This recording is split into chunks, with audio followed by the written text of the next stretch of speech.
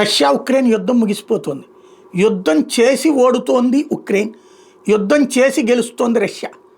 ఫైనల్గా చర్చల ద్వారానే క్రిమియా ఏదైతే ఉక్రెయిన్కి సంబంధించినటువంటి ప్రధానమైనటువంటి ప్రాంతం ఉందో అది రష్యా తీసేసుకోవడానికి ఒప్పుకుంటుంది America.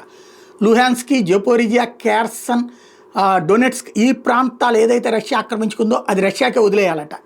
At the same time అక్కడే ఉన్నటువంటి ఉక్రెయిన్ రష్యాలోని కొంత పార్ట్ని ఆక్రమించుకుంది. ఆ పార్ట్ రష్యా తిరిగి తీసుకుంటుంది యుద్ధం చేసి, ఇప్పుడు సైలెంట్గా లాక్కుంటుంది మళ్ళీ, అది రష్యాకే వదిలేయాలంట. ఇంకోవైపున ఉక్రెయిన్లో ఉన్నటువంటి గనులనేమో అమెరికా తీసుకుంటుందట. టోటల్గా ఉక్రెయిన్ ప్రజల ప్రాణాలు కోల్పోయి, ఆస్తులు ధ్వంసమయ్యి, సర్వనాశనమయ్యి, అమెరికా యూరోప్ దేశాలని నమ్ముకుని నాటో సభ్యత్వం రాలేదు, యూరోపియన్ యూనియన్లో సభ్యత్వం రాలేదు. చివరికి అక్కడ ఉన్నటువంటి వాళ్ళు 1 కోటి మంది నిరాశ్రయులుగా ఊళ్ళల్లో రోడ్ల మీద పడి ఉన్నారు. ఇంకొక 1 కోటి మంది విదేశాల్లో వలసపోయి అక్కడ బ్రతుకులు ఇస్తున్నారు రోడ్ల మీద. అట్లాంటి అంతా చేసి చివరికి యూరోపియన్ యూనియన్ ఎన్నో అమెరికాను నమ్ముకున్నందుకు ఓటమి పాలవుతుందన్నమాట.